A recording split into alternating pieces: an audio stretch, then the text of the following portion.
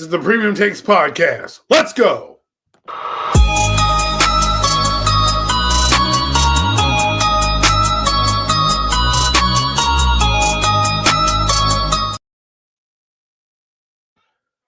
Welcome, ladies and gentlemen, to another edition of the Premium Takes Podcast. I am your host here with one of my favorite co-hosts, Zion Zenith, one of the four horsemen. Today I will be your pilot, and he will be our co-pilot today for the show. Zion, how are you doing?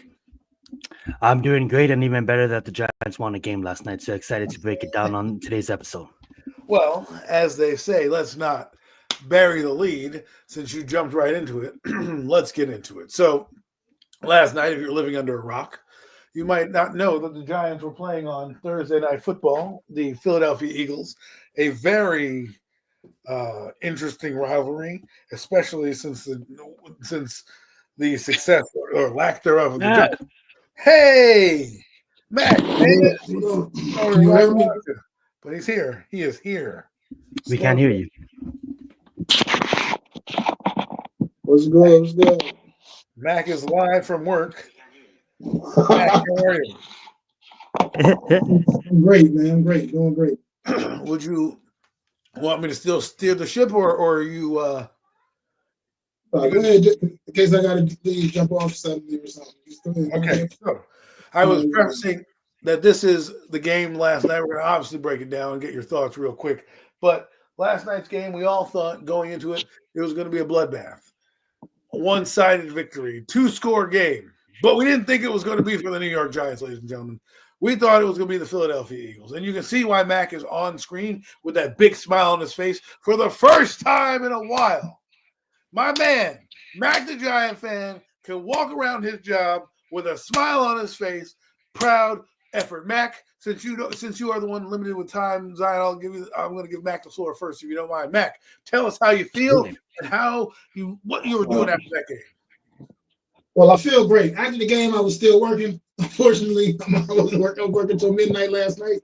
But at the end of the day, I mean, it always feel good. The Eagles, man, and not even just we whooped that ass, you know what I mean? So that just made it even that much sweeter. That was 4 quarters of New York Giant football, and we're not used to getting 4 quarters of New York Giant football from New York Giant land. It was awesome to see. Jackson Dart is him.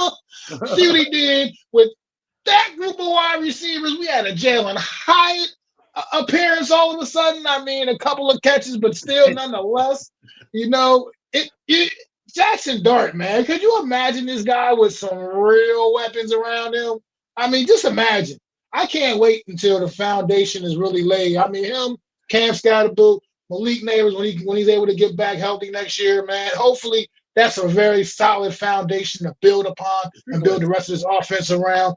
I mean, the offensive line has been even just looking way better all of a sudden with Jackson Dart out there at the quarterback. Andrew Thomas, what he's done for the offensive line since his return. I mean, to me, it was just a great performance. Like I was like, am I watching the New York Giants right here? I couldn't believe what I was seeing. I mean, watching this football game last night. I mean, there's a couple of little negative things you can pick at here and there too, but I'm still right now just riding the high of the wind before I start breaking down, digging too deep into everything else. Right now, I'm just feeling the W. And I mean, beating the Eagles, the world champs, come on. That's a great feeling. I'm sorry. It's a great feeling for me. It's a great feeling for New York Giant Nation. Hopefully, we can keep this level of play going the rest of the season. Win, lose, or draw, just play respectfully like we did last night for the rest of the season. And I'll be a very happy New York Giants fan no matter what, because I know the future is finally looking potentially a little bright. Jackson Dart, like I said, for all how I felt about it back in April, throw all that shit out the window. That's for all, crumble it up, forget about it. Jackson Dart is him, and I'm glad he's a part of what we got going on right now. He is the guy that's going to lead this team back to credibility. And I can't wait for it to happen, man. I mean, that was just a great step right there in the right direction, man. Let's see how he can do on the road against Denver next week. But right now, just enjoy this moment, man. He just knocked off the world champs in prime time, by the way. Prime time. This is the only game on So everybody watching the NFL was watching you kick the Eagles' ass last night, Jackson Dart. And that's what you did. Went out there and kicked that ass. Whoop that ass. Cam Scatterboo looks for contact. He looks for contact. He wants to run you over. He wants you to remember when you came into contact with him. I love it. Old school New York Giant football is back. It's back. I love it. To think I almost sat Cam Scatterboo last night, too. Almost didn't play him. If Amarion Hampton didn't get injured last week, I would have sat Cam Scatterboo on my bench, and God, I would have been pissed off. I would have been pissed. How much fantasy points? How much fantasy points? He got me 36 30, points. 36 points. He got me 36 points last night. Cam, Jackson. That's a good start. Great everything. I mean, great start to my week. Get to enjoy football on Sunday, knowing my boys took care of business already. Got an NFC East win. I know that's just also clutch. I mean, it's been so long since we did that. We're actually winning football games at home, giving the home fans something to cheer for. And you can see how what Jackson Dart has done. I mean, when he went to that blue tent, the way they booed Russell Wilson down out of that stadium, man. Come on, man. This kid is it, man. He's it, and I'm glad we got him, man. He might actually save Brian Daboll's job. I'm just saying, he might really do it. It might happen. That's just my definitely want to get into that later on in the show. That's just a reality. I'm saying he might do it. Absolutely. And the game didn't start out that great with the first kick getting a penalty. But Zion, your thoughts on the game? Maybe you have some other nuggets you want to share or things that you might have seen. Yeah, Matt hit it on the nail, man. It was good for once to have a team victory. It wasn't like we escaped with a victory. It wasn't like we barely was in the game. We dominated from start to finish, and we didn't let up. You know, when you see these two rookies come in and put the damn franchise on their back like they did, I remember Jackson saying in the press conference after the game, they sat next to each other on the plane back from New Orleans, and they said no more. Like we're not gonna let this team go down that route, right? And boy, did those two guys really put this team on their back, and it's just I love to see it from offense to defense to special teams. I felt just as excited as Mac feels. I'm not gonna reiterate it because he touched on a lot of great points. And when you look at a kid in Jackson Dart, he's the first quarterback outside of Patrick Mahomes to score a touchdown in his first drive in his first three season games. That's his riz, his aura, whatever the next generation says, he has him. He's him, and he definitely, I can be comfortable saying that he's going to be a franchise quarterback for this franchise for hopefully the next 10 plus. Cam Scatterboo couldn't have said it perfectly, Mac. Guy looks for content. You see him in high school clips banging his head against telephone poles. You see stories that his dad's talking about. I mean, like the foundation that these rookies have bought, the life that these rookies have bought to the team, to the point where your head coach is going to get fined because he's going into the blue tent. And he's going to go blue tent for Wilson. You know what I'm saying? Like, he's running in the blue tent. Like, do I need to call a timeout? You can't do that, obviously. And he's probably going to get fined. And the fact that Scatterboo went in the blue tent, like the life that it was. I never been to the big city. I never been to Big Apple, but the fans, man, they deserve that win last night. For all those fans that bought season tickets for the last 5 years, for all those fans that even bought tickets to any game, they deserve that. That was the loudest I ever heard a post-pre-game Thursday night game crowd. There were times that they're chanting, Mama Dort. When his mom came up, they're chanting Papa Dort. Like, MetLife was so lit last night. It was probably the best place to be in the city, and there's always good places to be in that city, the city that never sleeps. It's not really in the city, but you're true. Close enough, and that's true in the swamps. But regardless, before I pass it over to you, can I just say shout out to Brian Burns, man, running for Defensive Player of the Year, and I just wanted to give him a shout out because that defense ain't playing what we expected them to be at this point in the year. They're gelling, and hopefully they can continue to gel, and hopefully they'll get better. But shout out to Brian Burns for really, really fucking going out there and captivating with these sacks and putting this D-line on his back and really going out there and seeing what we can do, because we get it. Dexter's always going to be double coverage, and we need someone to step up and get paid. And we paid you $28 million, and you're earning every single dime, leading the league in sacks. Tyrant leading the league in sacks. And shout out to Flat going out there and making a play. You've been balling out for a couple of weeks, but we can't really see because the team's been so shit. But now we can actually see, like, yo, your hard work pays off. That interception was the stamp. That was the victory stamp. And as soon as that was like, oh, we're fucking winning this game. That's it. Good night, Eagles. And it was lovely to see. And one more last thing, holding Berkeley to under 80 fucking yards. Wonderful. Absolutely wonderful. Never thought I'd see that. And we did. We held one of the best running backs to under 80 yards. And shout out to a team win last night. A team win. Go right ahead, Adam. Well, just one more. Can I say one more thing too, real quick, before you jump in? Just another guy that needed a little bit of acknowledgement I left out was just little Jordan Humphreys, man. By the way, that dude came in, making an immediate impact. First time even getting a uniform this season. So just shout out to him. I mean, it wasn't like numbers don't jump off the page at you, but at the end of the day, he had an impact on that football game last night, and it was good to see him out there. And I'm pretty sure he's going to be getting a uniform for the foreseeable future. I'm just going to throw that out there. I'm assuming that's going to be the case now going forward. But take it away. Real fast too, like Jackson Dort, it wasn't only him, but he ran out there, no pressure. He beat the world champions with who was out there wide receiver? Shout out to Little Jordan. Shout out to Hyatt for stepping up. Shout out to Robinson. But like, the kid is him, man. The kid is fucking him. Go right ahead. When you go into a game and Wan'Dale Robinson is your best wide receiver, that's usually not necessarily a great thing. I'm just saying.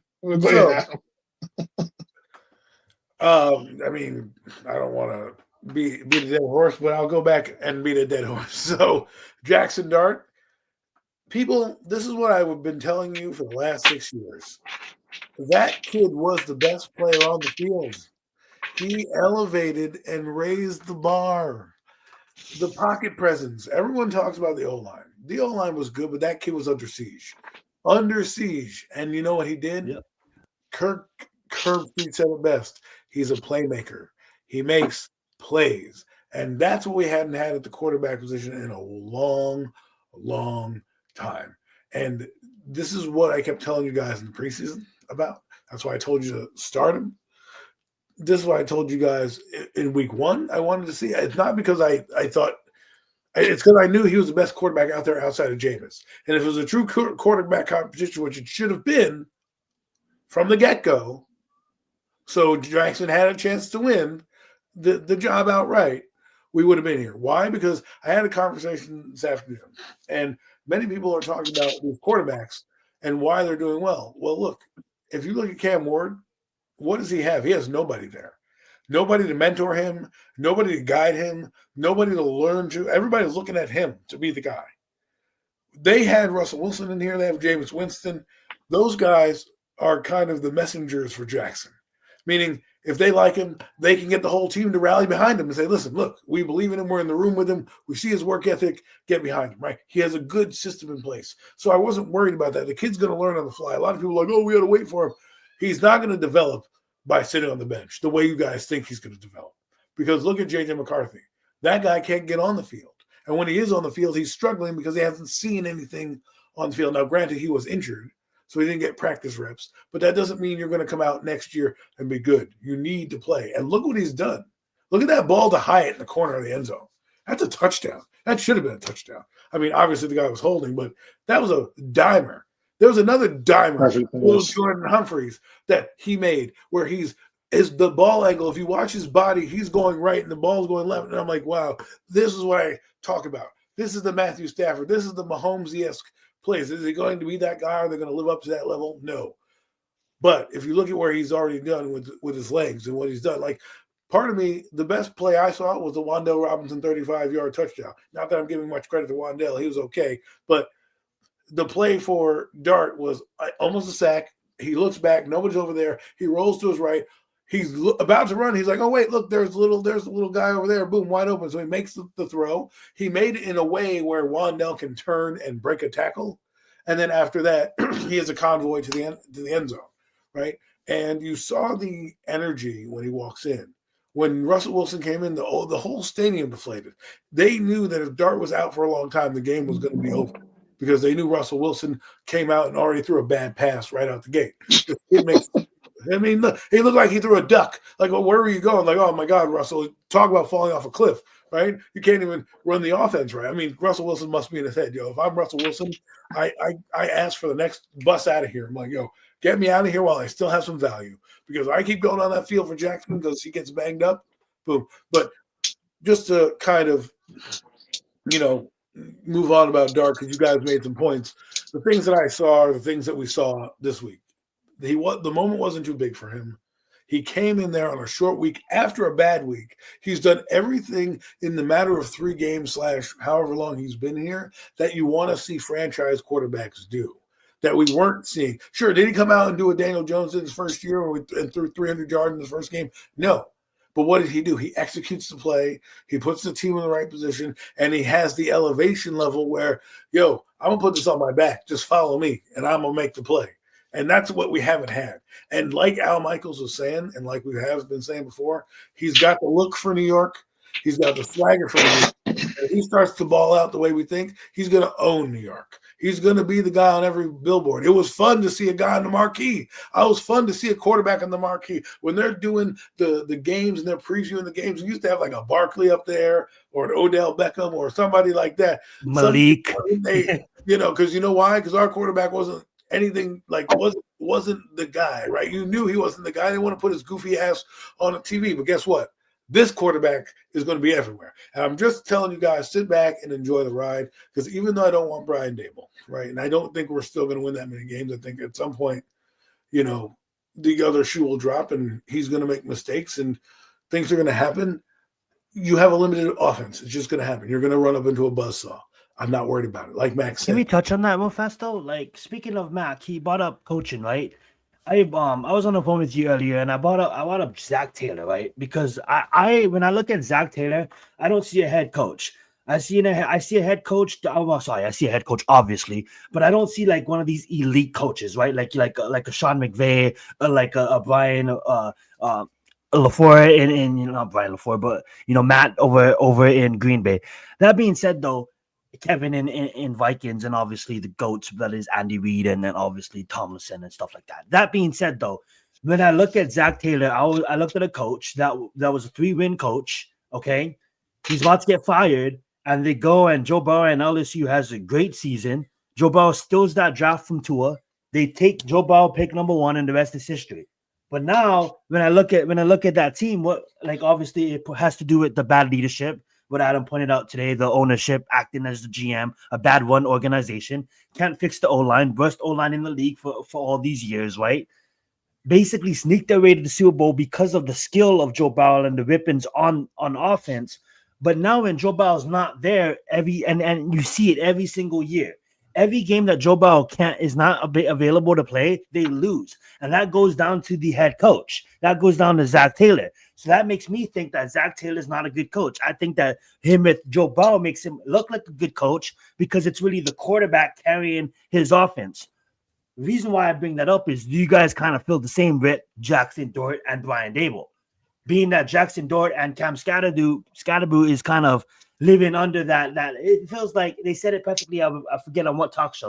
I was watching it earlier today. It kind of feels like these are like his sons, right? And like these are the guys that literally them two can literally save this guy's job. That being said, though, I was just blasting them last week on getting the players prepared, even though 5 turnovers that comes down to the players in New Orleans. But I was just blasting them. I've been blasting them. We've been blasting them for the last 3-4 years, right? Do you guys think it's a situation where it is going to be like a Zach Taylor? Jackson Dort will win some games this year, lose some games because he's a rookie, and it might benefit of keeping Brian Dable because it might save his fucking job. And would you guys want that? That's my question to you guys. Do we see a Zach Taylor situation in New York? Well, I don't. It depends on the record. If the record is still not good, then he needs to go, right? I don't care about this, it's going to hurt his – no, this kid is him. So he doesn't need to worry about what the offense is. You just need to let him go out there and play ball. And we need a guy that's going to elevate him in the reality of what he is.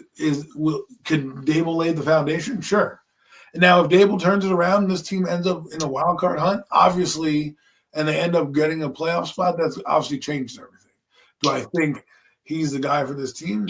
I don't, but maybe he'll learn something. Maybe him getting more autonomy and making, plays, because like someone said to me today, he was banging the table for Dart. Dable was. Joe Shane wanted Shedeur Sanders, right?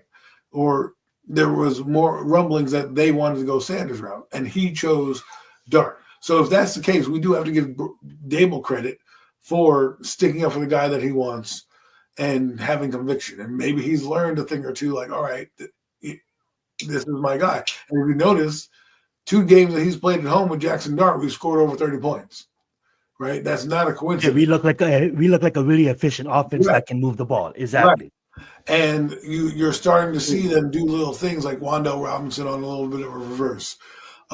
So that's what Jackson is bringing, is the creativity with his legs. I just think he is. I'm not saying I don't want to anoint him out the gate, but kid only played 3 games. Yeah, I feel you. But if the trajectory that he's on he's on a good path. Right. Could he be the Jaden Daniels of this draft? Maybe he is, right? Maybe he'll be a guy that, who knows what the record will be, but you could see the change is coming. And for me, I don't like Dable. I'm not a fan, but if he turns it around, I have to give credit where credit is due, right? That's true. And I'll have to say, you know what? You've earned it here. Now that's his job. You love this kid so much, go out and prove it and earn it. Have him earn it, because Jackson Dart, the way he's playing, he's going to earn you a couple more victories down this stretch. I love it that you're listening to the outside noise as well. Go right ahead, Mac. I was going to say, I think the thing is, like, I almost think it doesn't even necessarily matter about the record so much as just the way the team looks and fun, because I think you got to understand the reality is that this is not a well put together football team as far as the way the roster is constructed, the talent on this football team. I mean, like you said, I think we're going to go out there and win some games because, as what Jackson Dart proved last night, he just has that in him, man. It's going to be weeks where he's just going to be cooking, man. It's going, no matter what, it doesn't matter who's on the other side, opposite of us. He's just going to get the job done, like he did against the champs last night. I think what this comes down to is, like, last season was such an embarrassing year because not only were you a bad team from a record standpoint, it was just downright looked embarrassing every week as a football team. We just didn't look like you even belonged in the NFL. I think as long as you just keep putting together respectable performances like this one and continue to go forward with that and look at least credible week in and week out, win, lose, or draw, I think that alone probably saved Dabo's job, to be honest. And I feel like Jackson Dart's the guy that's going to have it looking like that. I mean, he's just this kid got it, man. I mean, he absolutely has it. He does not look like a rookie out there. It's like a guy that understands he's been here. He just already belongs. I mean, sure, he hasn't had the gaudy passing numbers right now yet. He hasn't been lighting it up like that from that standpoint. But he just makes really, really good decisions, and it's just. He's just really fun to watch, man. Him, like I said, Scatterboo to 644, man. That's what I'm calling these guys now. 644, man.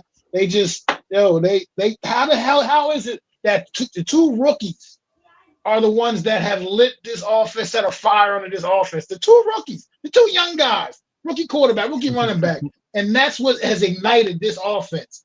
I mean, it's just special, man. Like I said, this is the foundation things need to be built on. And if they, like I said, continue to perform like that, I think, honestly, much as I'm not necessarily a fan of Daboll's either, I just honestly can't. So I just think John Mara is not going to fire this guy if this team shows legitimate growth from a just standpoint where it's more understood that you just need to get some more talent out there. I mean, we need a couple more receivers out there.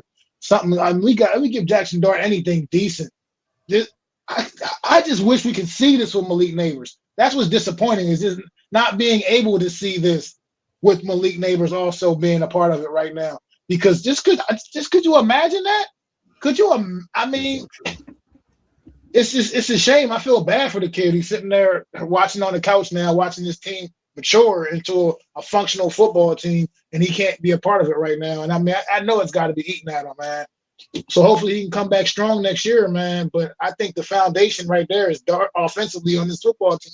Dart, Scatterboo, Malik Neighbors, and continue to just build around that and start getting rid of the dead weight. Jalen Hyde, I mean, look, he showed up last night. He had a couple of catches, that's nice and all, but it's too little too late as far as I'm concerned, man. Too little too late, man. We're still at this point, we got to figure out and try to get some better pieces out there. As far as with Brian Dable, things that irritate me is like there were still some weird coaching decisions last night, coaching choices at times in this football game, even though we did play very well. Like that right before the half was over, that timeout for no reason. How we calling a timeout for when the Eagles were getting ready to get a damn penalty, getting ready to get a delay of game penalty? We helped them out. Granted, they weren't able to cash in and take advantage of it, but it's the point, like, what's that all about? What are we calling a timeout in that situation for? Let's let the clock run. That's to our advantage. And then, like, after Dart got taken away into the tent, like coming back out the tent, and you're still calling these running back, quarterback runs, and like, no, stop that. You got Cam Scatterboo, you got Tyrone Tracy back, you got Devin Singletary.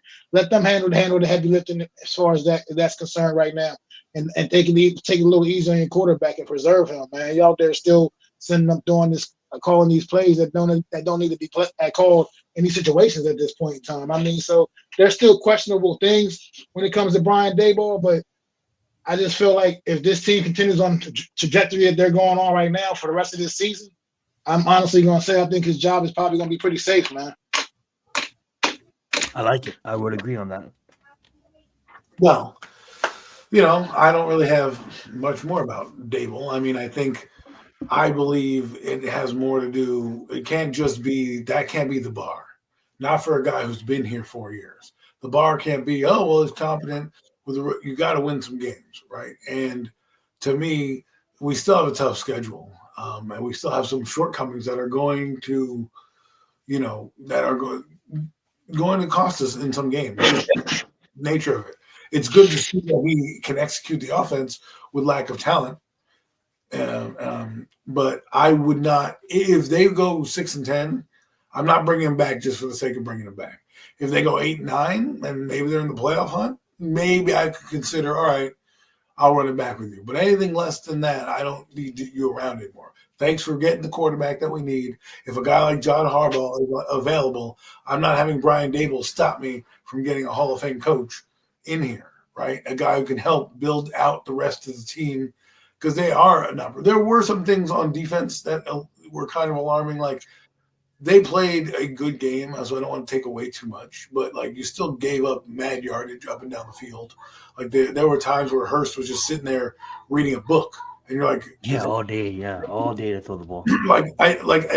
As I love Brian Burns, he's probably the best player on our defense. There are games where, like, you're just standing there, like, literally watching him. There was 3 or 4 drives where Hurst wasn't even touched. There was nobody even in the backfield. Now they brought a little pressure, which that kind of helped. They brought a little blitz. They brought a little bit more blitzing. But somebody was telling us that if you watch the all 22 of the tape, the defense doesn't move, right? And they kept reiterating it in these spaces that we were in. And it's interesting to think about, like, if they are, and they had a players only meeting apparently, the defense. And if they are thinking, like, we just have to stay and do our jobs and kind of play with this, are they really playing within the scheme, or are they just that good of defensive players that they're, making up for it? And that's what we're going to find out, because a lot of things went right there this way for them. But if you look at time of possession, they gave up 200-something yards of offense to Jalen Hurts. Jalen Hurts threw 1 pick all year, but they were what really killed the Eagles in this game.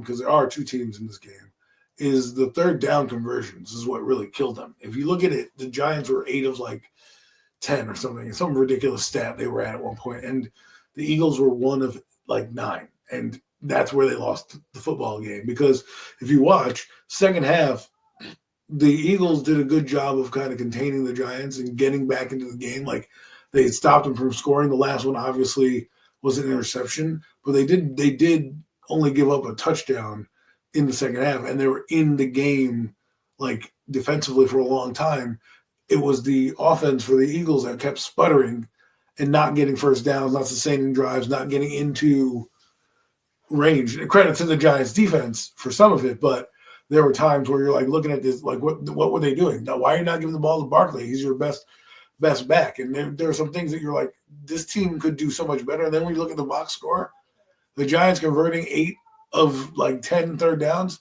that's what kept it going, keeping drives alive, keeping momentum, and then scoring touchdowns is the difference in the ball game, because you had the best red zone team in the Eagles, and they couldn't get to the red zone. Now, there was a couple things that I'm still worried about.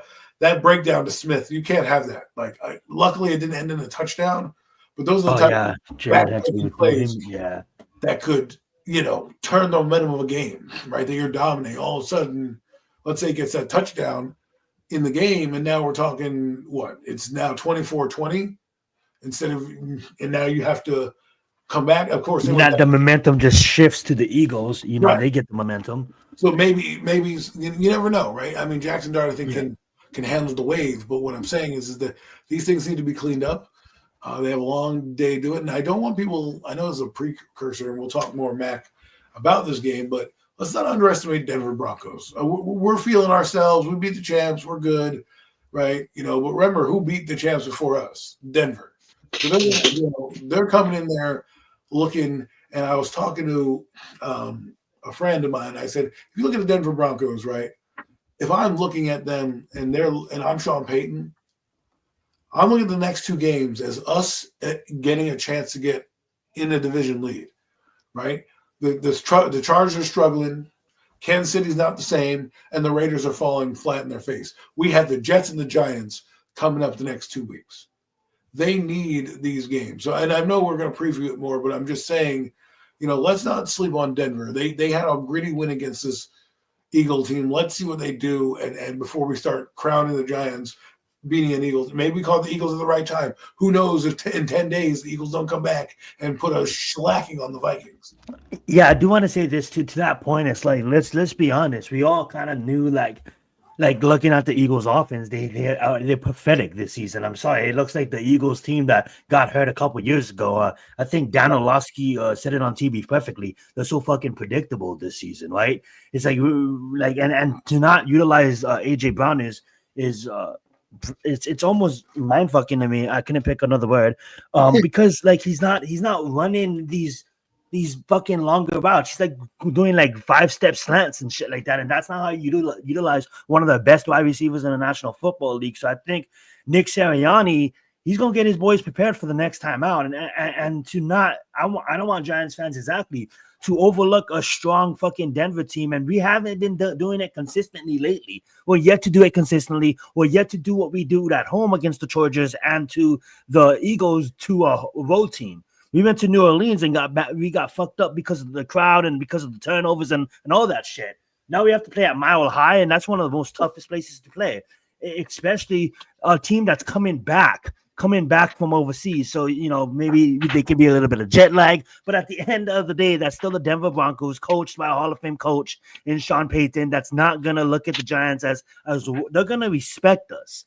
And if they respect us, they're going to play tough football, and they have some of the best players on defense on that side of the ball. So it's going to be a true big test for Jackson Dart and the boys, and I'm hoping that our defense can show up in that game. I can't even give a prediction right now because it's too early. I'm still going to enjoy this one, and I know that we have a whole week ahead of us. But that's the point. It's just a point, just real quick. Like, it's a point, like, now this team with Jackson Dart at the helm has performed quite well at home in 2 home games with Jackson Dart. Mm-hmm. And they not so well on the road to get in New Orleans, obviously, now going back on the road in Denver. This is the point where you get an opportunity to see, can you answer the call on the road when you don't have that home crowd out there cheering for you all on your back. Hold on, guys. Give me 1 second. But for just to wrap it up, Denver is formidable, so they're going to be one of the toughest defenses we faced, and this offense with lack of weapons is going to struggle sometimes. You got a decent corner system. What I want to ask right now, I want to get your guys' takes. Is that the real Jalen Hurts that we saw there, right? Because while he had a lot of yardage, right, he didn't look, as dynamic as he normally looked. And it brought me to thinking, like, are we seeing the real, Jalen Hurts? Because he's not elevating people the same way. He is playing efficient football. He did have a couple good games here and there. How should we evaluate him after this game? Do you still think he's the guy that we think he is? Yeah, you want me to be honest with you? I think I think he's not gonna say this in public, but I think he's real bored with the play calling right now from Nick Sirianni. I don't know what Nick Sirianni is doing, but I think he got real lazy in his play calling. We have a guy that we all respect as an elite coach in this league for what he has accomplished in his short time. And you look at some of his offensive and defensive coordinators around the league, they become head coaches. So we always look at Nick Sirianni and we always respect him as a figure. And he goes and he's calling fucking 3/4 of the same fucking plays, one of which with fucking Flott picked up. Like I'm not even a coach in the NFL, but you can't do that in that league. They said it perfectly this morning. You can't call the same play and expect the defense not to be smart enough to see this play. And like I just think he's getting fed up with the play calling. And because I look at Jalen Hurts and I see a top quarterback, the borderline almost elite. But then again, it's almost as if like he has performances like this season, and you're like, what's going on? And I think that's a valid question, Adam, because he does look kind of off. Well, go ahead. I think the thing what it is with Jalen Hurts is he's a great leader. Like he's top tier when it comes to just a leadership on the field in general, top tier. I think when you just put it all on, I think he needs a strong running game and to support what he can do, what he does best on the field. And I think part of what it is, what I was talking about the other day on the roundup. This is an offense that just right now, for whatever reason, it lacks an identity. And it was funny listening to Mike Florio earlier today on PFT. Man, he was like he said it's pretty much kind of the same thing. Reiterate, this team just has no offensive identity right now. Like you can look at them on like when it's like 3rd and short, 4th and short, or whatever, and that twitch push that's they do that quite well. Obvious, no problem. But like he said, something he said that stood out to me was like he said, but first and 10, 2nd and 8, whatever. This team has no real clue what they really want to do or what they really want to be. As far as like last year, they climbed on the back of Saquon Barkley, man, and took them all the way to the top. You know what I mean? And right now, they just don't seem to know what I don't know. It's like Mac, won't you think they're smart enough to know that they're not going to get that again? You know what I'm saying, Mac? Won't you think they're smart enough to know that they're not going to get that again? That was like one of the best performances we've seen from an O-line and a running back in the NFL history. They can't expect like, we're going to do it fucking again. This is the NFL. It's not fucking Mac 10. It's not Mac football. You know what I'm saying? Go ahead. To your point, Jalen Hurts, maybe he does need a run game to elevate himself. What I'm looking at it is last year they had the same kind of issue coming out the gate. They struggled with Atlanta and some other teams. They were like 2-2, 3-3. They didn't have a good starting first few games, first like 5, 6. Then they have a bye week. And they come back off that bye week and turn it up. And I'm not sure if it's going to be the same thing, but they have a mini bye. And if I know anything about adjustments, this team comes out and figures it out. And if they decide to put it together, I wouldn't be surprised if they come out of this little 10-day window and all of a sudden you're like, they're putting up 35 points on the Minnesota Vikings. You're like, oh, there we go. They figured it out on the offseason because they have won games in random ways and they haven't played a complete game. I think their defense let them down last night. They weren't as dominant. You can't blame one guy, Jalen Carter, because they still had Javad Campbell. But you also got to give credit to Jackson Dart because some of those things probably should have been sacks. But he moved to the right, he moved to the left, and avoided some of those pressures. And he took advantage of a weak secondary. Their secondary was obviously Kenyon Mitchell looked like someone stole his puppy after his hamstring was pulled. They really took advantage of that, and I think that's what helped them this week. But the Eagles have to really, really rally and really kind of put it together. Can we touch on one more thing too? It's like last year, right? I think we talked about it earlier today. I think they looked bad. They're like 3-4 coming off of their bye week. and they end up winning the Super Bowl. So to your point, that's absolutely valid. Next time out, I hope this team does not sleep. You can't sleep on a team like the Eagles because they're like this. There's not a fluke. This is not a fluke. We beat them. We'll beat their ass today. But guess what? In 2 weeks, they're gonna come in, and we're gonna go there at Lincoln, and that's gonna be one of the most toughest games that Jackson Dort will probably play in this season. So that being said, hopefully we come out of Denver healthy because that's gonna be a battle. But I don't want this Giants team to be like, oh yeah, now we can. No, this Philadelphia is still not a walk in the park. They're still number one in this division for a reason, and they're still the champions of the world. So we have to respect them.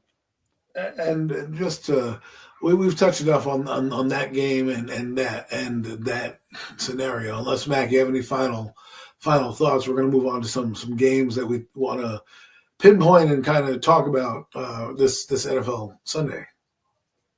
I mean, I'm still on this little high right now, man. Right now, just from this Giants beating the Eagles, and it wasn't just a meaningless victory like that, like the last time we beat them back in 2023 in the last game season, which meant nothing to us. This game means a little something still, and I get like it just feels good to be able to talk shit to Eagle fans. They've been so quiet today.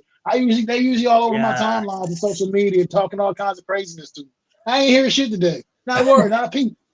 So it feels great. Oh man, I could tell, and I tell when I saw Mac on camera, I could see in his face he was so elated to finally get a win over the dirty, crusty Eagles that he always talks about and hates praising. Now he can finally on NFC's Roundup. Please tune in because you're going to want to hear Mac's monologue about this game and about the Eagles. I'm sure it's going to be spectacular.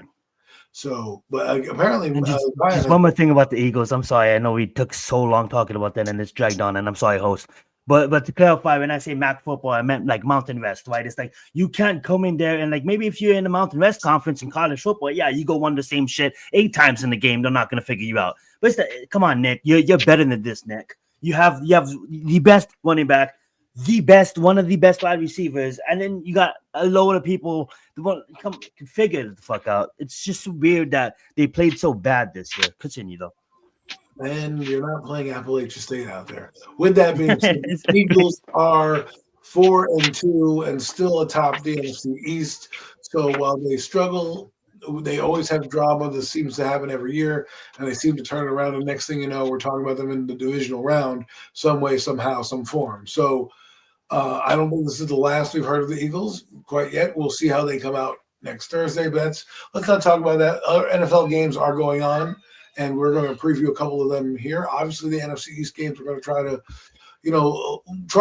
tiptoe around those if we can. We can touch on them, but obviously we'd love to hear what Zion has to say. But we want to hear you guys coming on Wednesday and hear our real in-depth takes on some of these games. So Zion, if you would be so kind to pull up the first game that you would like to discuss and tell us some of your reasons on the team you picked, and then we'll go to Mac. Absolutely. And then do I just pick like a random game? Whatever game you're interested in watching, we would okay.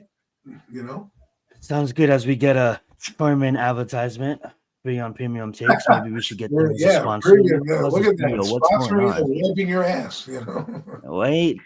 Alrighty, so let me look at. Let's stay in the early day slate, and this is a game like I don't even need to scroll. This is this game right here. I'm gonna point out this game. The reason why I'm selecting the Seahawks and the Jacksonville Jaguars is because both teams this season has been looking good. You know, you have the Jacksonville Jaguars that clearly came off of, I would say, like a foundation, I don't know, like the next step in a franchise, kind of like what we want out of Jackson Dort in his second year. You can see that Trevor Lawrence to win this game was important for him. I'm sorry, not to win this game, to win against the Chiefs was important to him. He won it on his birthday, and you could just see the team rising, right? We have Hunter now playing more defense. Then he goes out there and he gets a nice catch. And now, they're gonna go against a tough Seattle team that absolutely been playing balled out. Like, I watched that game with Tampa last week, and Baker Mayfield and homie forget his name. I should know his name. Sam Darnold. They were just going back and forth, and it's just a fun game to watch. And then you just got two teams here that are both really, really good, and something has to break. So this is why I'm gonna probably take the Seahawks to go down to Jacksonville and upset the Jacksonville Jaguars. So that's probably a game that I wanted to cover. I just feel like this is a good watch, and this is the game I know I'll be tuning in the red zone, but this is the game I'll probably have on the big screen while I have red zone on the other screen. Because this game looks interesting to me. Awesome. Matt, your thoughts on this game, and then we'll have you pick a game that you're also interested I in. love that. Matt, Either he's muted or he's busy. Well, then I'll talk about the game while we wait for Mac to come back on. Seahawks, Jaguars, I think the thing you're talking about is a signature win for Jacksonville. Yeah, thank you. They are believing in the system, and we'll see how much it translates. Right now, it looks good, and they're up top of the division, and they bounce back pretty quickly. As for Seattle was a team that was feisty last year in the playoff mix, fell short this year. They're starting out strong. They're having some strong. They're playing really good defense. They can score on offense. They're doing a lot of good things. Sam Darnold is playing pretty good. He's carried his momentum from Minnesota over into Seattle. And you talk about the maturity of a quarterback. He like Daniel Jones was matured and had maligned in New York. And sometimes you got to take a harder path and learn and go to some places that are a little different to get to where you are. And he got signed that big contract. And I think for me, I'm going to be a little different than Zion here. Zion takes Seattle, who's probably going to come out and wants to show that they're the class of the NFC with up there with the Lions and stuff. But I'm going to go with Jacksonville. A win like that you had against the team that you played with I think it was Kansas City last week. It's like us playing the Eagles, right? They're the defending, reigning AFC conference champion. And like everybody's going to give the Eagles their best shot this year because they are the champ. You always want to see how you measure up. You're going to get their best shot in the AFC. So with that being said, I think Kansas City is in the minds of like the Jaguars a more significant team than let's say Seattle. And they're probably saying, well, look what we did to the defending AFC champs. Let's go in there and show them in our building in Duval and build off this momentum. So I'm going to go with the Jacksonville Jaguars. Mac, are you back? Love it. I'm here. So your thoughts on this, and then we'll get you to pick a game you're interested in. Seattle, Jacksonville here. This is interesting because Jacksonville is so up and down. You never know what to expect from this team week to week, man. And I think I'm going to kind of go opposite. I think I'm going to go Seattle here. I just feel like Jacksonville coming off that big emotional comeback victory against the Chiefs. It was. I mean, the effort they put into that, but I just haven't seen that level of consistency with this football team all season long. I mean, Travis Hunter still hasn't truly gotten gone on either side of the football, to be quite frank. I mean, maybe if he focused more on one side or the other, he could be a lot more productive for this football team. And I just think, with that being said, I just think Jacksonville is going. They'll just kind of do what they do. Have a letdown here, coming off a big emotional victory against the Kansas City Chiefs, and I think Seattle goes over there, flies across country, and takes care of them, man. Because like you said, because I do believe Sam Darnold has been playing some pretty solid football.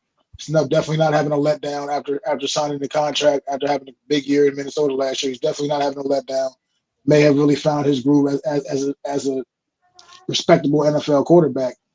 And they run the ball really well. They do run the ball really well. And JSN, man, whew, that dude is becoming an elite receiver each and every week just that goes by. When him and Ibuka was just trading, when it's like last week's game, when like Baker Mayfield would just pass it to Ibuka, and then Sam Darnold would just come back and pass it to Jigma. I'm like, this is such a good game right now. Like, just throw defense out the window. Like, I don't know if Brian Thomas is playing. It was Brian Thomas and Trevor Lawrence. So, good thoughts on those games. We'll see if Trevor Lawrence can build off of it. He's got a lot of scrutiny. Maybe we'll talk about him next week. Mac, is there a game on here on the docket that you are looking forward to now that you're on Giants football watching vacation? Is there a game you're tuning into? I think I'm gonna look at that Chiefs Lions game, man. the Chiefs and Lions on Sunday, man. I know the Chiefs haven't been exactly playing, top tier football, what we're used to seeing from the Kansas City Chiefs, but this is still a big time matchup between two big time, two of the big time teams in the league.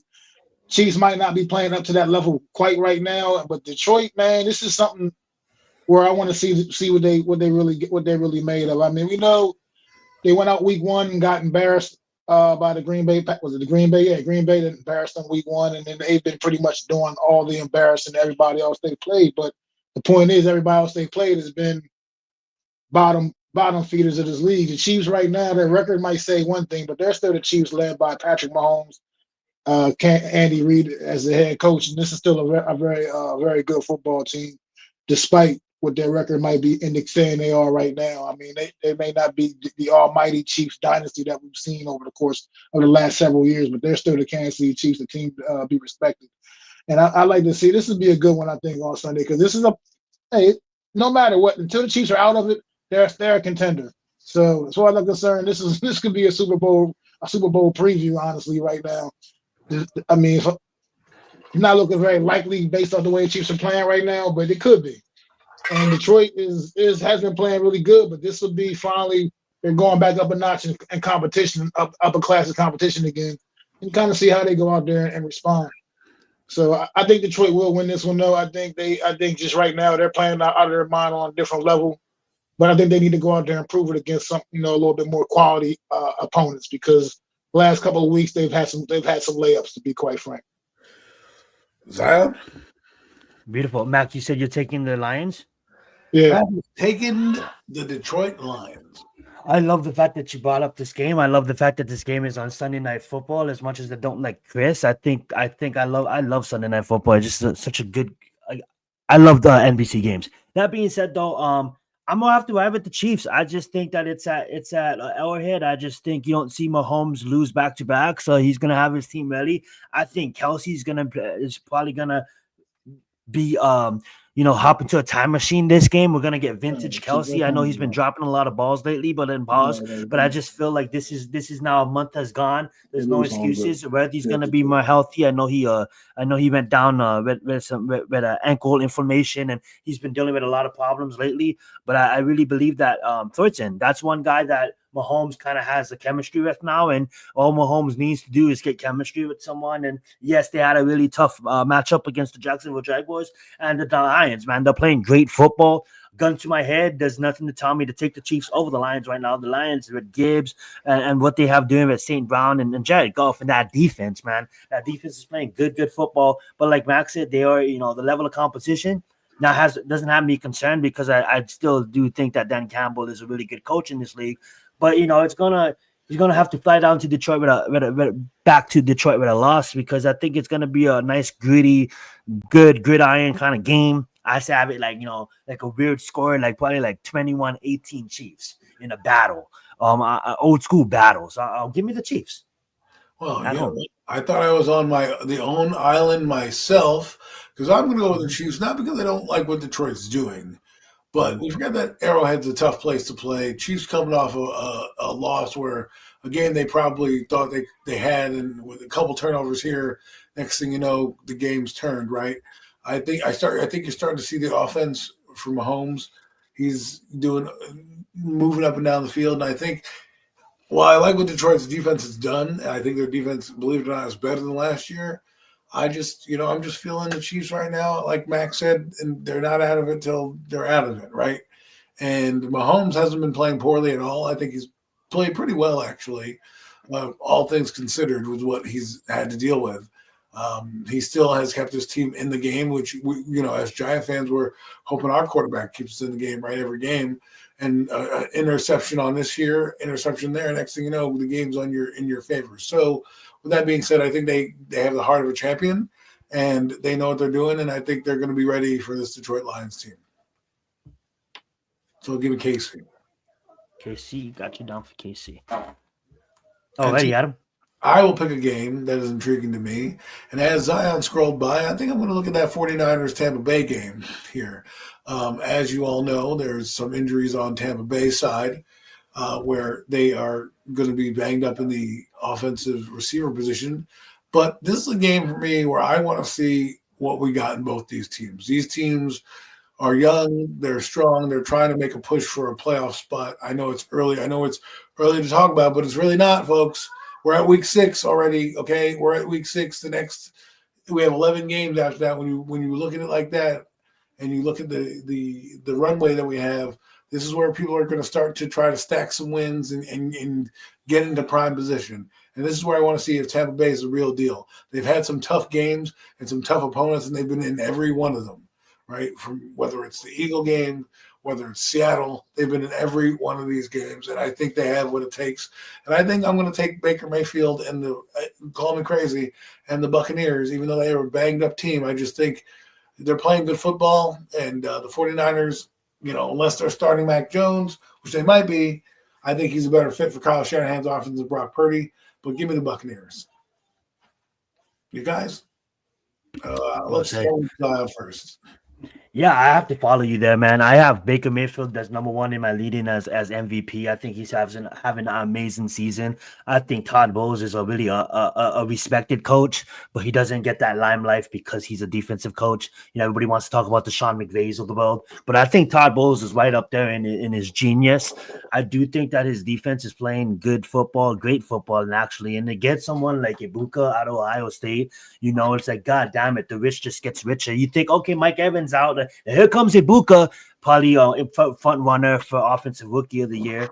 But that being said, man, I just love the fact that the Tampa Bay Buccaneers, you see Tom Brady leave and you see this franchise not fold, right? First straight years with appearances in the playoffs, the only NFC team to do that. A lot of people's not talking about the Tampa Bay Buccaneers, but guess what? Like Adam said, after this statement victory against the Kyle Shanahan-led offense, people are going to be talking about the Tampa Bay Buccaneers. I get it. Green Bay has the attention. The Lions and the Eagles are going to get the attention. But I think Tampa Bay's name needs to be respected more because they're playing good fucking football down there. So I'm all right with the Tampa Bay, injured or not. I don't see I think Mac Jones is a decent quarterback, but I don't see him having the game like he did last week against the Tampa Bay team. So give me Tampa. Mac? Yeah, I'm going with Tampa as well here, and it's mostly just the Baker Mayfield factor, man. Baker is he's legit. For anybody that still is not really a believer, you watch Baker Mayfield week in, week out, man. This guy is legit. Whatever growing pains he had to go through over his first few years in the league, he's gotten over them, man, and he's definitely emerged now. He's one of the top guys. He's a top guy. I'm not necessarily going to say he's in the top 5 or so, but he's up there. He's definitely up there, and he just gives his team a chance week in, week out, no matter who they're playing against. It's when you watch this game last week, this game in Seattle, it was Seattle, and then last week the marathon game. That was just back and forth, just Baker Mayfield making every throw he needed to make, man. And it doesn't matter. I mean, he's out. Chris Godwin's out this one again, so he's back losing Chris Godwin. But hey, he's played most of the season without Chris Godwin anyway. So what difference is it really going to make? And then you still, like you said, you brought up the rookie who was definitely a front runner for rookie of the year. That kid is just nothing. He's electric, nothing but just big time playmaker right there. Exactly everything the New York Giants need. That's another story for another day. But Sterling Shepard even. I mean, you got Sterling Shepard down there even making clutch catches for this football team when it matters most, man. So it's just I just feel like this team does a lot of things really great offensively, and they're good enough defensively. Also good enough defensively, man. I know last week didn't look so very good defensively for them last week, but at the end of the day, they still made enough plays offensively to win the football game. And that's what this team's all about, man. Baker Mayfield he's the truth, man. I think he's a difference maker, and I think he's the reason why the Buccaneers win this football game. First off, I just want to read these numbers to you guys real quick on both these quarterbacks in this previous game, Seattle versus Tampa Bay. Baker Mayfield, 29 of 33 for 379 yards and 2 touchdowns. 29 of 33, folks. That's 4 passes that were incomplete or dropped? That's insane. On the other side, Sam Darnold had a game as well, 28 of 34. So he's pretty close to Baker Mayfield for 341 yards, four TDs, and 1 interception. Though that is great quarterback play, people. Like, this is what you want out of your quarterback. Those are numbers that like Max said, put you in the top 10 in your categories. You want to see your guy occasionally throw for 300 yards, and make plays. That to me, if you showed me that stat line on both sides, I'm coming away with wow, because Sam Darnold did everything you wanted him to do to win that game. Baker Mayfield did everything you wanted him to do to win that game. Sam Darnold threw an interception. Sure, that maybe gave him one more possession, but if you look at those numbers, those are winning numbers. They put up 35 and 38 points respectively. So we got to give shout outs to both those teams and both those quarterbacks. So I just want to say that. We can do one more game, guys, if we got, to preview, and then we'll close out the show. But is there any other games that anyone's? I think we should either do the sorry to interrupt, because we did a 10 o'clock, a 1 o'clock, and a 5 o'clock. I think we should do the Sunday morning or a Monday game. Okay. Maybe which one of those two looks better? I like the Washington Caleb game. I like the Washington, but I know you guys covered that on the NFC East. You know what I'm saying? But we can. I like that Caleb game though. Yeah, let's talk. This is a more intriguing game to talk about. It is. I'd rather talk about that game than talk about Buffalo and Atlanta. You know what I mean? Yeah. We're gonna have you. Let's have you begin, Matt. All right, there we go. Battle of the top 2 picks from a year ago, man. Caleb, Jaden Daniels, little kind of mini rivalry the early part of their career, man. Second year in a row, these guys are competing against each other. I mentioned it like you said on Wednesday, but I think Chicago coming off the bye week, man, they've had this one marked on their calendar, man. They're chomping at the bit. I believe, man. Been waiting for this game to come back around, man. After the heartbreaker last year, losing off of with the Hail Mary, I believe. Yeah, wasn't this the Hail Mary game for the Jaden Daniels? Yeah, yes. To win that game against Chicago a season ago. Yeah, so people don't forget. You know what I mean? People don't forget. No. This is still a lot of the same people that were there in that game for Chicago. They were right there on that field last season. I mean, feeling that disappointment when Jaden Daniels hauled up that Hail Mary, threw up that Hail Mary. So this is going to be a fun game. I love watching. And Caleb Williams, with the way he's been emerging, coming around, playing a lot better football, looking like the top pick that he was. Also has something to prove. He wants to go out there and prove that he was the number 1 pick for a reason over Jaden Daniels, who's been off to a better start to his career, to be quite frank. But this is a big game for Washington, man. And damn, I just still think this is a game in which Jaden Daniels comes out and once again proves his worth. Because his value to this Washington Commander offense, man, is a team. Because Washington is a different team when Jaden Daniels is on the field. Just point blank and period. I mean, not that Marcus Mariota played terrible in Jaden's absence for those couple of weeks, even though they did get their asses torn up by Atlanta. But it's just it's a different feel. Like everything we were talking about with like Jackson Dart earlier as New York Giants. His team has a different energy when Jaden Daniels is out there, when their leader is out there. And then also, like I said, as mentioned the other day, Deebo Samuels also is just stepping up to the plate. With Terry McLaurin out, man, Deebo's been stepping up to the plate.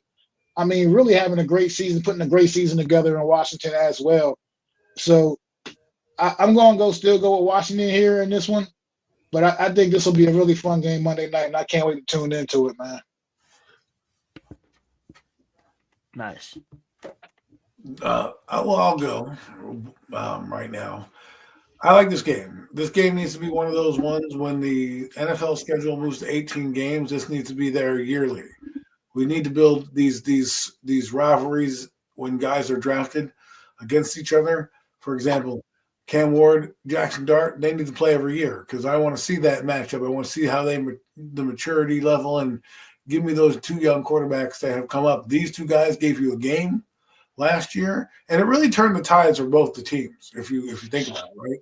The Chicago Bears were coming in riding high. They thought they were going to have a meaningful season, with Eberflus winning some games, having a winning record, and then this Hail Mary game changed everything for them. They just the wheels fell off the Bears bus, and it was just they couldn't move. They were terrible. They fired their coaches. Everything kind of unraveled after this game. Well, for the Commanders, it springboarded them into, the playoff run that they had last year.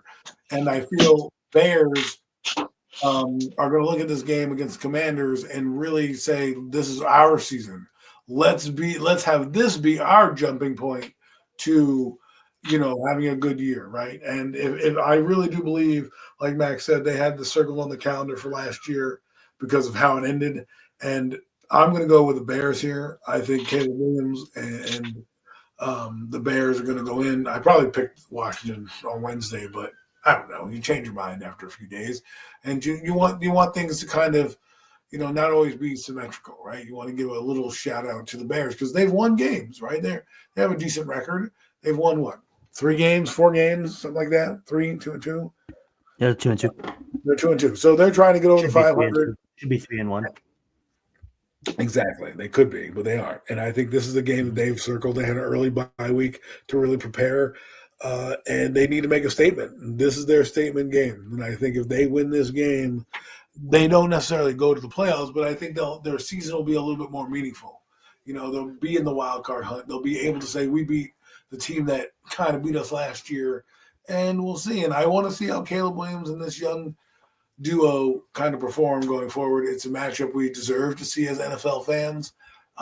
It's one of those games, again, when it goes to 18 games, you need to fill in a blank. Give me one of these. Throw one of these on there because I think it's always going to be entertaining, and we get to see the maturation of these two quarterbacks. I do believe I said that Caleb Williams' nails will be done for this game. So I will say it again. Well said, both of you guys. And I think, Adam, you can change your mind as long as it's up until fucking kickoff. So you have the right to change your mind. I'm gonna ride with the Bears here. I just feel like Ben Johnson has finally got his team playing, quite the way they wanted to. Obviously, should have won that game against the Vikings, but didn't. Got outclassed by the Lions, but should have, and then beat teams like Cowboys and Raiders. That's 2 teams you want to be able to beat leading up to a team like Commanders, right? When you lead up to a team like Commanders, they're not the bottom of the bell, but not the top of the bell. They're almost like in the middle, right? But the Commanders with Jaden Daniels has that edge. But I honestly think that this is a big statement for Ben Johnson. He finally has Caleb Williams looking good, like kind of what we wanted to see. Obviously nothing. Let's not get into what he was last year, but I like what he is this year. Yeah, and I do believe that, like what you guys both said, teams do remember. They did circle this game. I love this whole marquee matchup. I loved it because growing up, I loved seeing Peyton go up against Tom, even though they wasn't drafted in the same draft class. There was just 2 top quarterbacks, you know what I'm saying? And I do think that if you get something like this every year and something like Jackson Dort versus Cam Ward, that'll be just fun football. I'll probably be watching the Buffalo game for only an hour until this one starts, and I'm flipping the channel immediately. Not only because Commanders is in the division, but I'm a SC fan, right? So I have to ride with my alumni, and I just think Caleb has kind of gotten like, almost like Daniel Jones in a sense. It's like you're not performing, all this kind of shit, and he got his name through the ringer. And this is him, now you have to come out, you have to beat a Commanders led by Jaden Daniels, and this is going to be a moral victory for not only him, but Ben Johnson. I think this is a statement win, and I'm not saying they're going to win by a lot, but I just think they go down to, where is this game?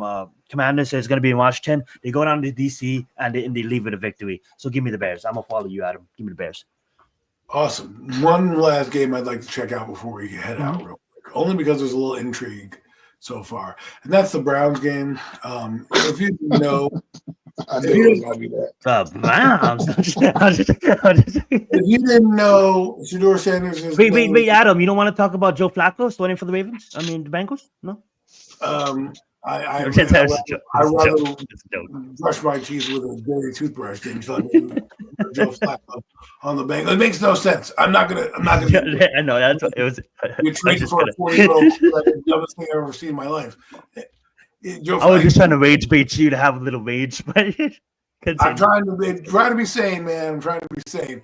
No, but I'm intrigued by Cleveland because if Dylan Gabriel is struggling, will we see Shedeur Sanders? He's number 2 cornerback. This should be the most intriguing matchup going forward from now until as long as, because they got rid of Joe Flacco for a reason. Obviously, they see something in their quarterbacks where they're confident enough to be like, we don't need your old crummy ass.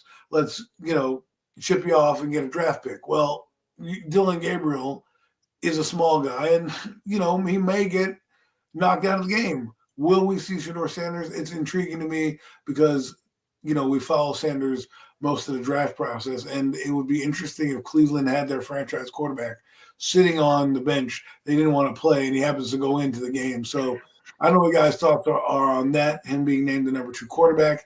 Do you think we might see him, and then I guess give a winner on this game? I mean, we're only going to see him. I feel like we're only going to see him if legitimately if Dylan Gabriel gets hurt.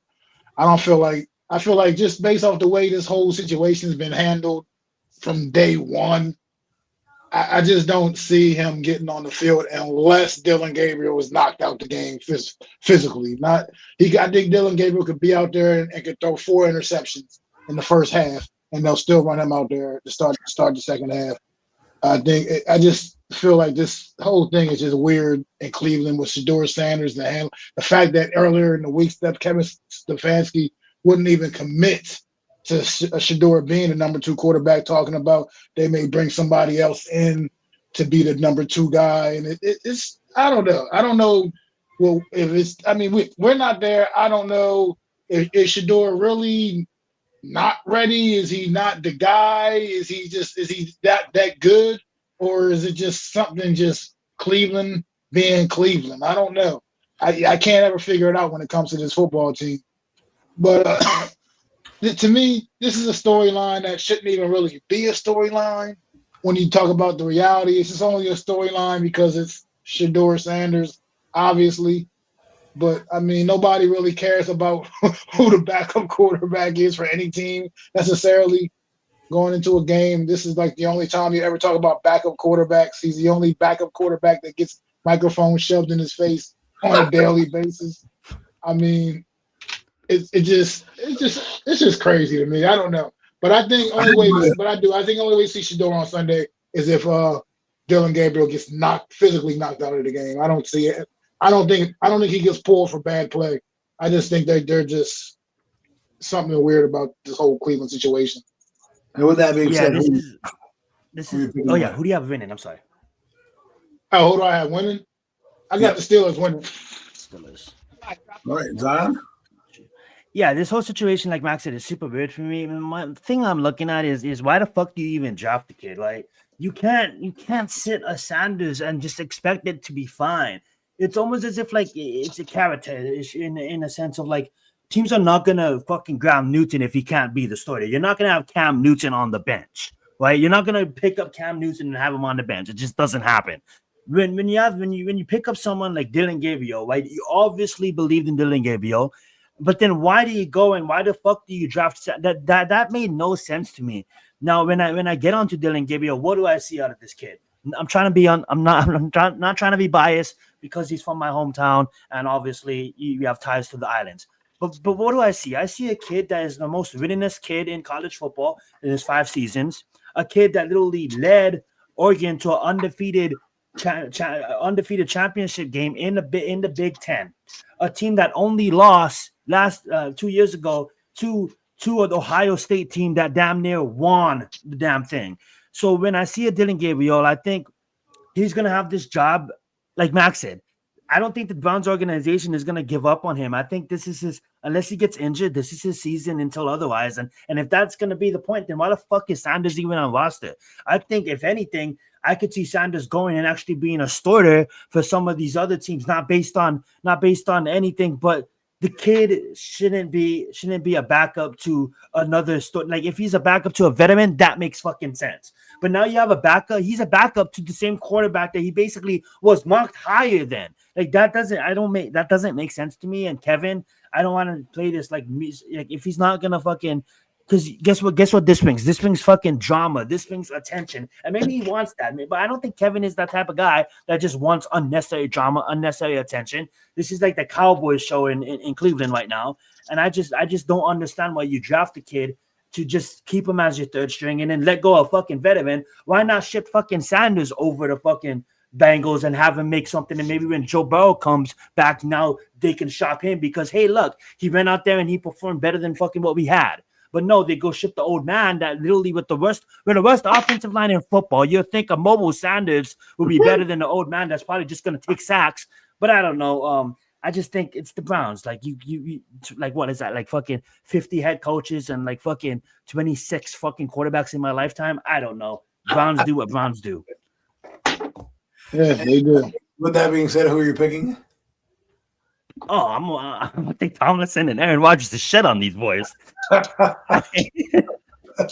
Okay, well, I think it's interesting, and I'll close with this about it. I think it's an interesting dynamic to have you obviously he's the number 2, so that means he's one play away from starting, which means you probably have no faith in Dylan Gabriel anyways.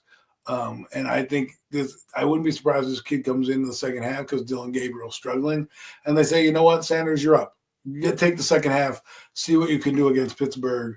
Move the football up and down the field, and then who knows from there on out, what's the worst that can happen? I think Kevin Stefanski knows the writing's on the wall that he's going to be fired if he doesn't get anything out of this. You can't just go into this and save people's jobs. You guys fucked up the quarterback position. You guys could have had Jackson Dart at 2 or 3 or whatever you could have done. You could have picked Tyler Show or anything. Even Spencer Rattler last year, you did nothing. You did none of that. You have Shedeur Sanders, who's a capable body, and you're not going to use him. But yet now you want to name him the number 2 quarterback. You better honor that.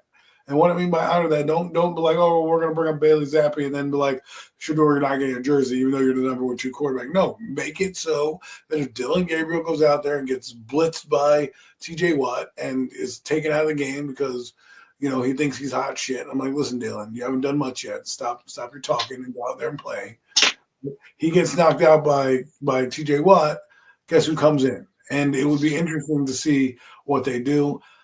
Whether you like the kid or not, it's one of the weirdest situations I've ever seen.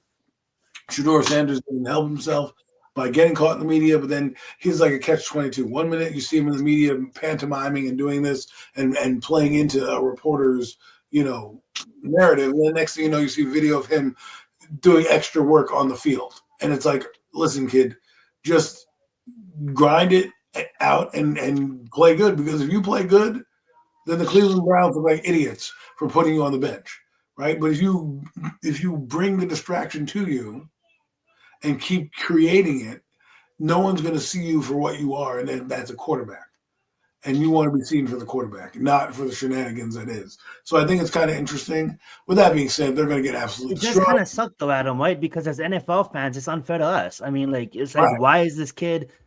You get that, right? It's weird. Yeah, so you want to see the guy play. You want to see him play. Yeah, like give the guy a chance. Yeah. But my question is this: why draft him if you're not going to want to play him and see him? Your season's gone to shit. You just shipped off a 41-year-old quarterback, and now you're looking down. It's like nothing against Dylan Gabriel, but why draft Dylan Gabriel in that spot? Shouldn't have been that. Why not draft Sanders in that spot? Because we was all shocked, obviously, when Tyler went before him. But then when the Browns came in round 3, I believe, and they took Dylan Gabriel, we're like, whoa, that came out of fucking left field. I don't know where Seattle was. Against Dylan. I don't know if Milroe went after Gabriel. No, Milroe went before. Milroe went. Yeah, Milroe after Gabriel. He went after. He went before. No, he was. No, Dylan went in the 4th. Yeah, Monroe went in the 3rd. Max White. Yeah. Okay, Gabriel. Okay, yeah, you had a chance to get. You had a chance to get Milroe. You had a chance to get some other guys that you could have developed, and you chose Dylan Gabriel. Okay, fine. Then you should have just left Dylan Gabriel, Kenny Pickett, and whatever other bum you had on the roster, and just said, we're going to build around this kid and do it. You drafted 2 quarterbacks. Normally people draft a quarterback high, like a Tyler Shuck or a Jackson Dart or Cam Ward, and then they come back and they double dip later on and say, you know what, I'll get another quarterback. You took 2 quarterbacks in the middle of the round to develop 2 guys you believe when you pick a 5th or 3rd, 4th, 5th round pick are developing. Yes, it is, sir. I think when I went to do the Mac is getting someone checked in over here, but I'm sorry about that. Lost my train of thought as she's trying to get checked in. When you get 2 quarterbacks drafted in the mid rounds and you try to develop both of them. Shedeur Sanders trying to get checked into the game. But when you draft quarterbacks when you draft quarterbacks later on in the round, you have expectations of them being a backup or some type of role on your team, right? Usually you don't get the Brock Purdy's of the world, but we believe, some of us, that Shedeur Sanders have talent. So Yes. get him out there. You have nothing to lose. You're going to lose your job anyways. You might as well get him out there and see you. And I wouldn't be surprised if we start to see Sanders at some point because Stefanski's going to run out of options. The fans are going to be like, what the fuck? You're like 1-0 right now. You beat a Green Bay team on just sheer luck, right? And why don't you put the kid in? And then if the kid comes in there and he's competent, all of a sudden Kevin Stefanski looks like a genius, and all these guys are back next year because Shedeur Sanders gives them energy. Remember, energy in the building. Dylan Gabriel, he don't give me no energy. I love him, and I know he's Hawaiian and Samoan, but he kind of gives me like this bitter energy. Yeah, I get that. He's not he's not really likable. Like he they ask him questions and he's like, "This is not a circus around here." Like, listen, bro, like just he comes off as kind of cocky in a sense. You know what I'm saying? Like you haven't even done anything. You better come out and throw 4 touchdowns, homie. I know you can't even see the damn line right now, and you're fucking talking shit. Do something. But anyways, with that being said, I'm going with the Pittsburgh Steelers. Aaron Rodgers. While I don't believe he's playing the greatest football, I think they do have a solid offense. And I just think when you play a young quarterback, I don't believe the Pittsburgh Steelers on defense are going to let Dylan Gabriel, talk his talk and walk his walk on Sunday. So just wanted to talk about that game just because of what happened and what was just recently named and the hoopla that is the Cleveland Browns.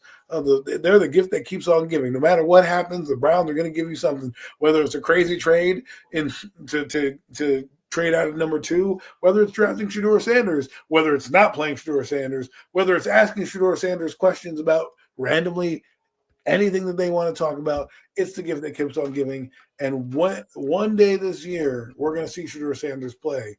I wouldn't be surprised if he shocks the world and plays well and everyone's scratching their head and looking at this Browns team like, why didn't you play him before?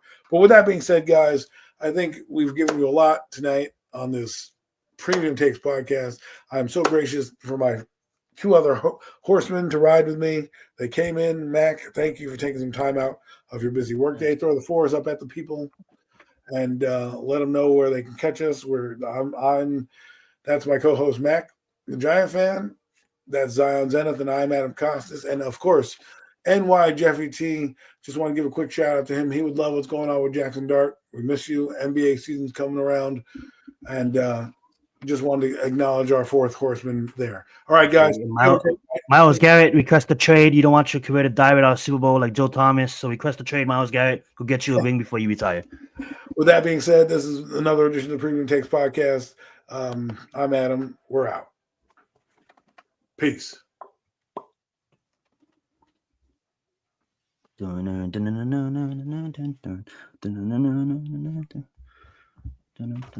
have music? No, we don't. Oh, well. How do we end this stream?